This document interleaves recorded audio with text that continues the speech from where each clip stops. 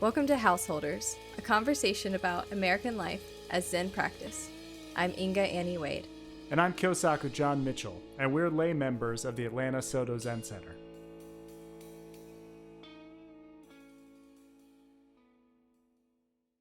I do a lot of religious research just for fun, Sure. because I enjoy it.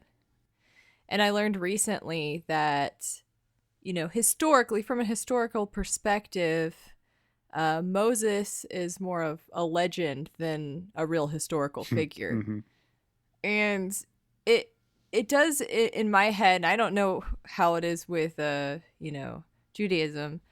I feel like Jewish people are more open to those kind of things. But in Christianity, the idea that Moses might not be a real person and those things might not have happened exactly how it says it is in the Bible is just, they can't really cope with that idea.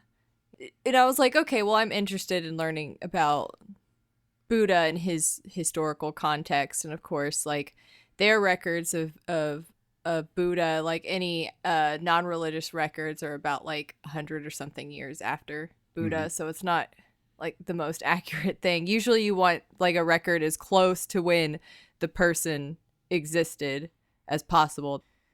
But they still tend to think that Buddha was a historical religious leader that existed. But a lot of the stories that were told, the sutras, are probably more on the lines of stories and should be, put more to faith. So that's the kind of idea that I've been thinking of lately, is the role of faith and how much faith is needed for Zen Buddhist practice. How important is it to know for a fact that Buddha was a real person that existed and did the things in the stories, versus is it okay to think that, well, no, these aren't real stories necessarily, but they do serve the purpose of telling, teaching lessons and, creating a way for people to understand certain ideas. Yeah, it's a really fascinating topic, even within Zen in particular. I mean, I'd love to talk about the implications for Judaism and Christianity too, but Zen I feel like is actually one of the most interesting cases of this in the whole Buddhist world, because it's not just the historicity of the Buddha that's in question. Bodhidharma is also a similarly apocryphal figure, and there are sort of conflicting stories about whether, I feel like I've read that there are actually several people that are kind of being concatenated into one figure called Bodhidharma. For people who don't know, Bodhidharma is the person we consider to be the ancestor of Zen, the person who came from India or came over the mountains from somewhere and brought Zen, the kind of practice that would become Zen, into China. So he's sort of the first patriarch of Zen. But there are some interesting physical descriptions of him as having a red beard, or being called the barbarian because of just his physical appearance. So there are some accounts of him as a person, and there are some really interesting archaeological ties to sort of the Silk Road and the connections to Persia and the Middle East from to China at that time, that make it pretty interesting to consider that a pilgrim from somewhere else could have come in with lots of different mixtures of traditions and teachings. But there are also sort of impossible dates and times, and where, I mean, he's considered the founder of the Shaolin monastery in China, where not only this form of meditation, but also lots of martial arts forms come from. So there's lots of different traditions kind of leaning on this figure. And I feel like that's how you get this sort of patchwork apocryphal character, because that's true for Moses too, and certainly for the Buddha also. If everybody needs a piece of this person to sort of give credibility or lineage to their teachings, then things are gonna get added to who that person is until, even if there is a historical person at the bottom somewhere, the person or we multiple. end up with, like or many, exactly. In the case of Bodhidharma, you're going to end up with some sort of mashup legend 1,000 or 2,000 years later. So it's a fascinating question about Zen. I mean, another thing I want to bring in right at the beginning is sort of one of the central texts of, this is less well known, but there's actually some scholarly writing about it that I've read. One of the central texts that we use in Zen is what is called the Heart Sutra. And there are a lot of interesting things about the Heart Sutra, not least of which is that it's very short and sort of,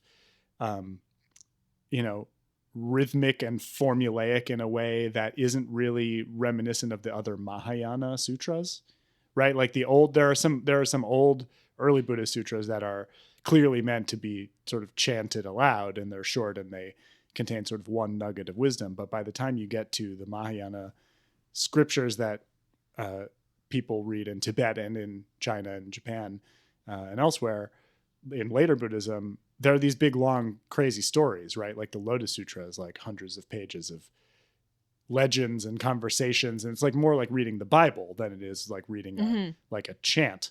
But the Heart Sutra is this one weird exception. And so it has this provenance that is passed down of it coming from India and so forth. And there are versions of it in Sanskrit, even though we chanted in that Sino-Japanese transliteration of Chinese into Japanese that doesn't actually mean anything, which is wonderful in its own way. But there have been lots of confusing stories about what it actually means or what it's trying to say. And one really interesting scholarly account of it that I read made the case that the reason it's so confusing is that it was written in Chinese and back translated into Sanskrit, and that there are things about it that don't like line up with a sort of traditional Buddhist account of what it is, because it's not actually an Indian teaching that got brought over, but it's something composed in China, kind of for the Zen tradition. And so that's very upsetting to some people. I don't see, it's hard for me to think of that as being upsetting, but Me too. It's like here's the thing, like when I think about Christianity and learning things like that about this, like for example, I learned recently that the Holy Trinity is not really a biblical concept. It's more of just they saw some things in the Bible, they didn't really understand how this really worked, and kind of came up with, well, they must be all the same thing and also different. Otherwise, I can't really make sense of these other texts. And then the line was added, later in Luke, I believe, that said, the Holy Spirit, Jesus, and God are all one. But that wasn't an original like excerpt from it. So it was just like people come together and they're like, put it, trying to piece the Bible together. There's missing pieces. They're like, well, it might say something like this here.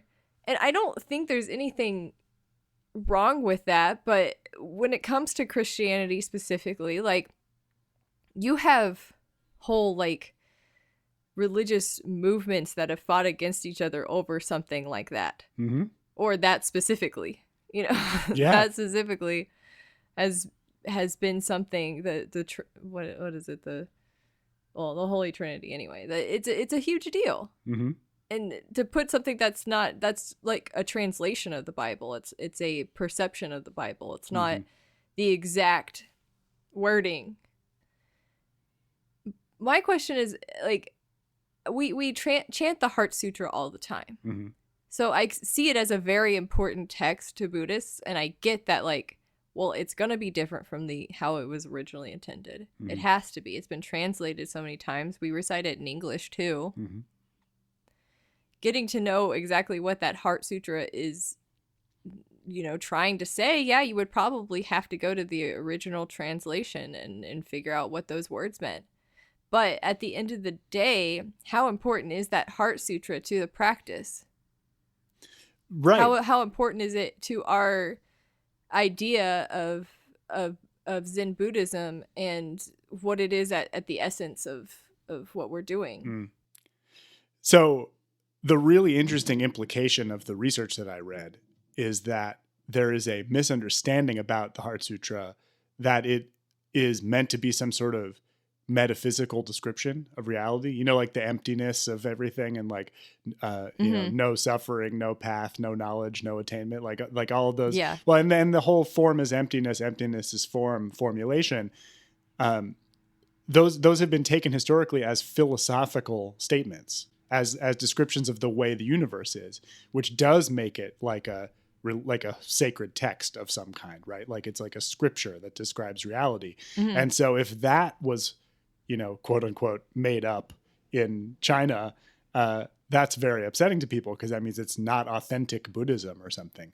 But the thing that this scholar found is that if you like the idiom that he used to identify in the Sanskrit version is a translation from Chinese rather than vice versa, is that there are some, and I don't remember exactly what the grammar is, but the implication, and I can actually put a link to this article in the show notes so people can read it, because it was in Tricycle Magazine or something like that.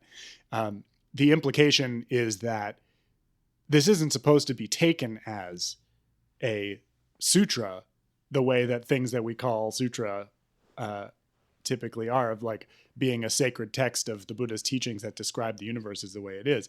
It's meant to be understood as practice instructions. So when your question of like, how important is it to our practice, like take it or leave it, the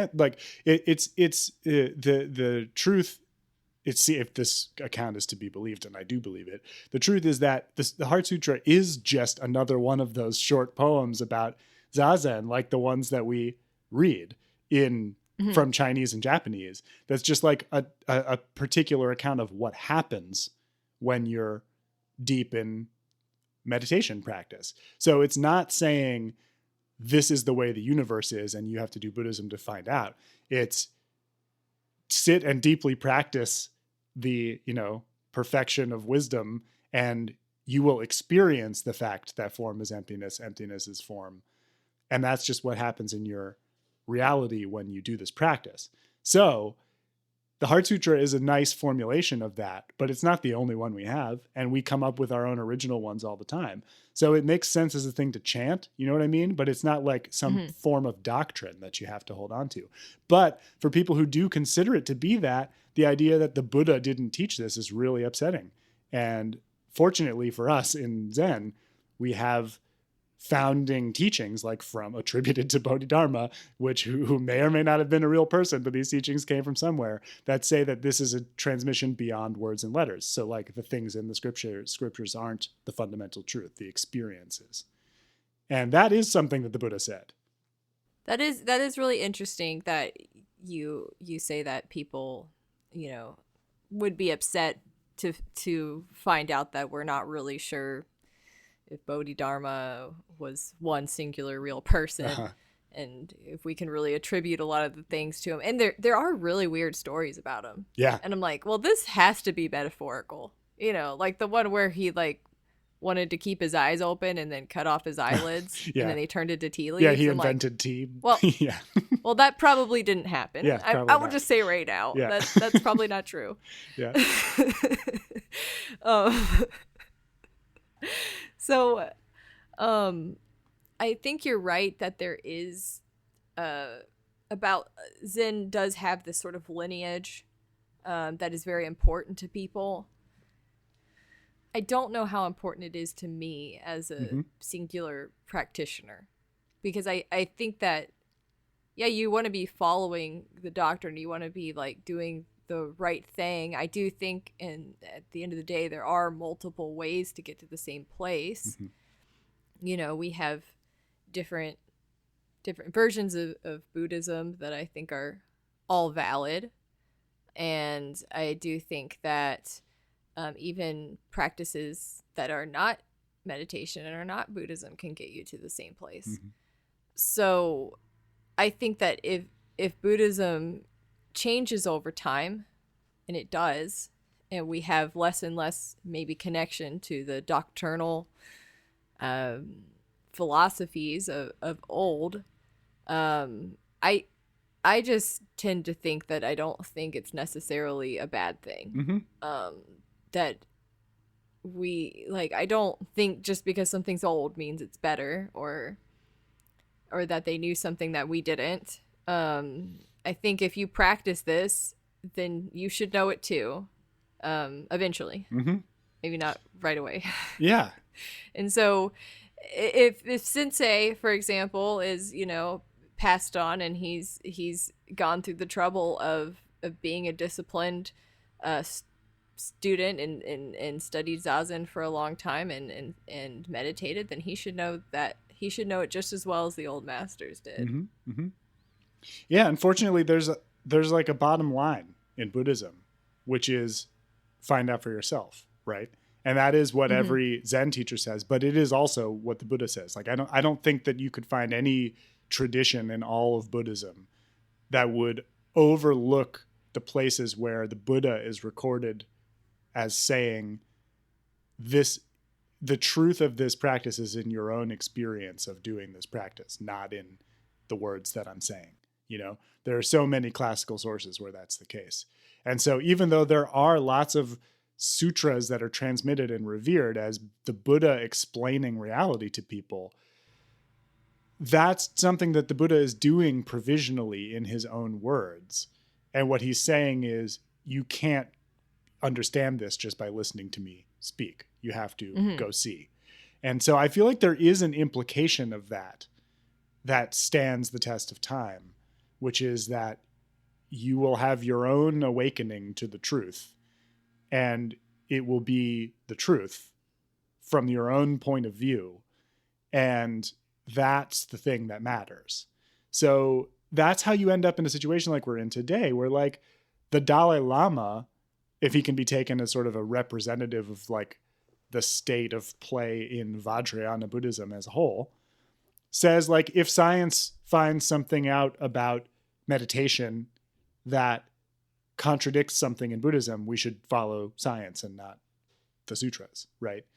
And that's he's got a lot of subtle agendas in saying something like that, because he's also a figure who is has competition with like other religious leaders in Tibetan Buddhism who don't say that, who say like the sutras are the truth, and we shouldn't westernize or modernize Buddhism or whatever. Like, he's got a political reason to say the thing that he's saying, but he's not saying he's not saying something that's at odds with the teachings of Buddhism. It would be very hard to make the case that he was. Yeah, I don't think so either. And I mean, I certainly don't want to be the type of religious person that is arguing against science when they have clear facts to prove that I am wrong, and just misrepresent their arguments so that I can continue to believe something that at the end of the day isn't really all that important. Mm-hmm.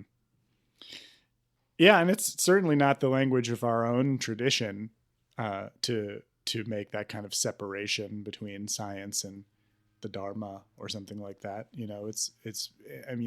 Sensei is particularly like contemporary teacher in his way of teaching. He's using science all the time. And there are other lineages of Zen in America that are more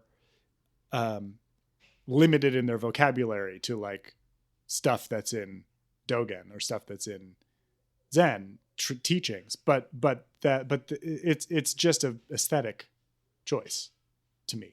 It's like no one. It's almost impossible, I feel like, to make the case that Zen is a one of those religions, where like there are faith claims that you have to hold on to regardless of what the evidence in front of your eyes says, and because that would be completely at odds with what the practice is telling us to do. But I do think that there is one faith that you do have to have. You have to have the faith that sitting in Zazen is gonna, do the things that it's gonna do. Yeah. And yeah, science, like we said, can prove a lot of the things, but we're talking about in Zazen and Zen, we're in the text, it says things that I don't really think you could like prove with science necessarily.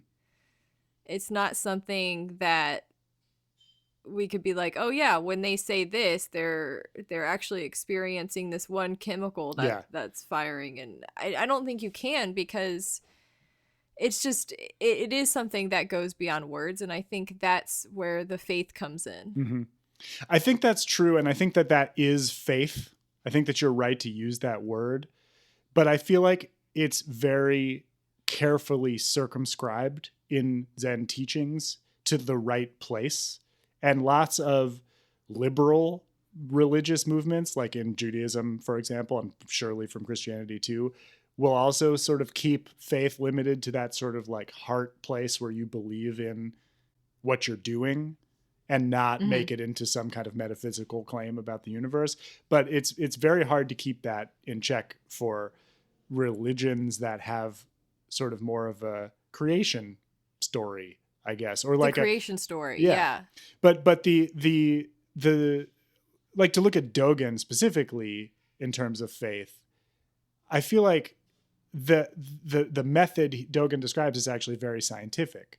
That it's that you have to have faith. It's like having faith in the scientific method. In other words, like scientists have to have faith too. They have to have faith that the experimental process of coming up with hypotheses and testing them and then updating your theories based on the findings isn't going to, like, you know, the Earth isn't going to just fly out of orbit tomorrow, or like gravity isn't going to flip upside down. You know, like you have to have a kind of faith in that too, but it's a faith that's confirmed by evidence and experimentation. It's just faith in the process. It's not faith in the sort of ground truth.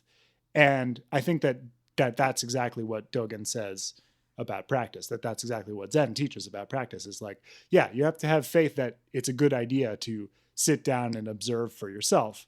But you sit down and observe for yourself and it works. Working is something that you experience in real time. It's not, this is exactly what these teachings about, like, don't grasp for enlightenment or practice in order to get something. That's what that all means, right? Like the attachment to an outcome from Zazen is something that we warn against very explicitly. And, you know, like the famous teaching in the Uchiyama or, you know, Kodo Sawaki lineage, that Zazen is good for nothing.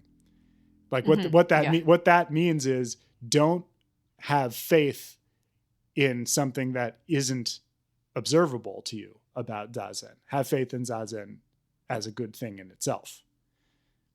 And I feel like that's actually a scientific approach. I feel like it's actually the approach that scientists have to use. Because if you're a scientist, you have to believe that that you know, you're not going to like spontaneously violate the law of physics by getting out of bed in the morning. But it's not the same kind of faith. It's a faith that the things that you've experienced are going to like remain consistent over time. Yeah, I mean, I think that it's true. I think the whole, like, well, don't go in it trying to gain something Mm-hmm. does kind of throw my whole faith argument for a loop a little bit. Mm. Because, you know, on one hand, I think something like Nirvana involves faith. Sure. But since we're not trying to reach Nirvana, we don't have to have faith that it really exists, Mm-hmm. because it's not our goal. Right. We just talk about it as something, what we are really having faith in when we talk about that is that the Buddha experienced something that we want to learn from. And really, you can have a religious version of that belief of just like, oh, the Buddha was a divine being, and you know, we follow what the Buddha did because the Buddha was a divine being. But you can also have a more scientific relationship to that idea of looking at the Buddha's teachings and going, well, this seems good. Like following his prescriptions seems to help me. So I have reason to provisionally believe that his descriptions of reality are accurate. And so the faith then is really in the Buddha's own scientific experimentation. If you, like, somehow science came and they were like, we have scientifically proven, which I don't think that could possibly be done, but we have scientifically proven that you cannot reach nirvana. I mean, what a weird statement that would be. But just suspend your disbelief for a little bit. Yeah.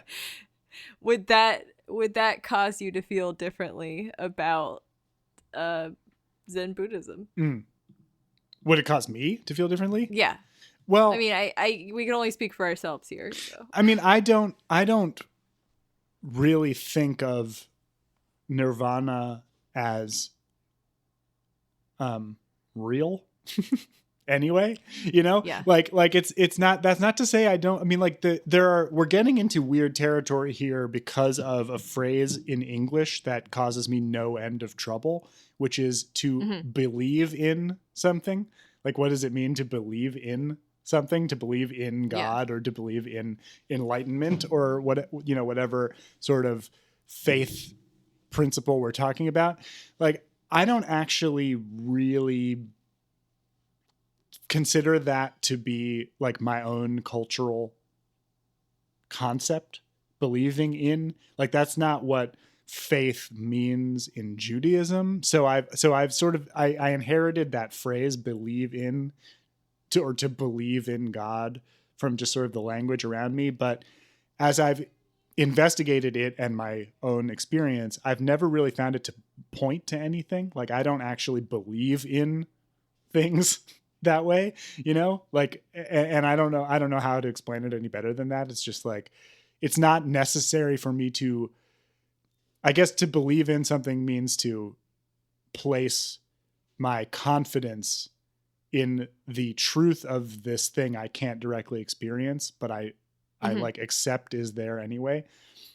Yeah. I think people, maybe Christian people for whom believing in a thing is really important, talk about it as something that you need in order to live your life. Like, how can you get out of bed in the morning without it? Like, I've never needed that, and I've never believed in anything, and I still get out of bed in the morning, or like, if I had to say, like, what do I believe in that gets me out of bed in the morning? It's something more like, I believe that the people in my life exist in a way that is entangled with me, that like I need to get up and be with them and like live life with them and take care of them. Like, there's plenty of things in the world that I would say I believe in that are enough for me to get out of bed in the morning and go take care of.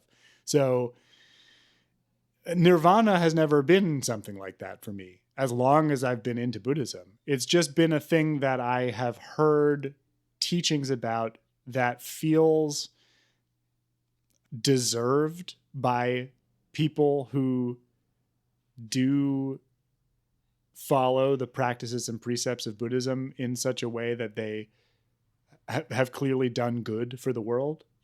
Like, I want enlightenment for other people, for specific other people. And that seems to me to be consistent with Mahayana Buddhism. Like, Bodhisattva values are, you don't get enlightened until everyone is enlightened. And so, it's, if it's a thing that sounds nice that I wish for other people to have, like, that's good enough for me. So if scientists proved that you couldn't get enlightened, that would clearly change Buddhism, but I'm not sure that it would make me do anything differently. Right. I don't think it would make me do anything differently either. I don't think there's necessarily a consensus of what being enlightened means to begin with. Sure. So it would be a hard thing to prove or disprove. Yeah. But for me, I do think that people can reach temporary enlightenment. I don't really think of it as this thing where you did the thing and now you're forever enlightened. I don't think that's going to happen, but I do think that it is something that happens along with practice and sometimes just strange life circumstances, and it'll be there for a time and then it'll go away, and maybe it'll come back sometime. I don't know. I couldn't tell you, but I do think that with sustained practice, you could reach a type of enlightenment that lasts longer, that's more consistent, and it might not be exactly as strong as those temporary times that people have reached this certain state, but it will help you do good for this world. And I do think I've seen that in people more than I've seen this like a mystical state that lasts for a long time, some sort of sainthood, some sort of experience. But I think that you can get to a point where you have so much compassion and so much empathy and so much feeling for the world and other interconnectedness of people that you can do a lot of good for the people around you. And just to sort of wrap that back up into your initial inquiry, those all sound like things you went out and found for yourself to be, or at least seem like the case, right? Like you're not quoting anybody here. No, I'm not. This is just like what I see, like what I hear, like read about a person, and they turn out to be, from other people's perspective, just as good as they sound. I think they've probably reached some sort of sustained enlightenment that might not be what we're talking about when we're saying enlightenment, but is equally as important. And so like that looks enough like Zen Buddhism to you to kind of merge your own version of what you're describing with this set of things that we as a Sangha, for instance, say and do and talk about and practice. And it's not really relying on the authority of Zen as the thing that transmitted that truth to you, right? So like if we find out that tomorrow that Zen Buddhism was invented in 1932, it wouldn't throw you for a loop. I think I would be like, well, that's weird. Yeah, sure. It would throw you for a loop for a minute, maybe. But I don't think it would prevent me from going back to, the Sangha. I think what would prevent me would have to be some sort of like,